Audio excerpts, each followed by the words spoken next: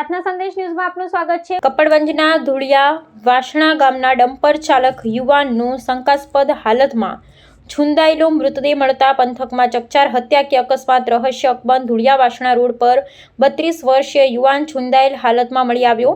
માથાનો ભાગ સંપૂર્ણ છુંદાયેલો છે, જાણે કોઈ ભારે વાહનના ટાયર ફરી વળ્યા હોય તેવું દ્રશ્યો પરથી લાગી રહ્યું છે।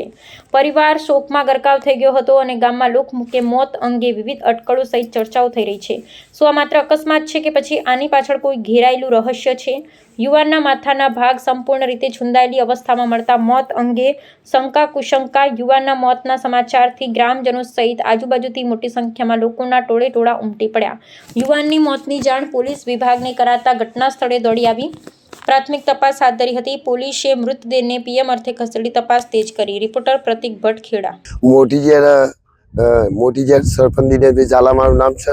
મોટીજેર તાલામાં ધુળિયા વાસણા મારા છેજામ લાગે છે અને જે તે વખતે રાત્રે 3 વાગે અહીંથી પબ્લિકે માતાજીની મોડે નીકળ્યા પછી 2 કલાકનો બનાવ છે અને ધુળિયા વાસણાથી ગામના રસ્તા ઉપર બનાવ બન્યો એટલે ગામની કોઈ પણ ગાડી નીકળી હોય એની યોગ્ય તપાસ થવી જોઈએ।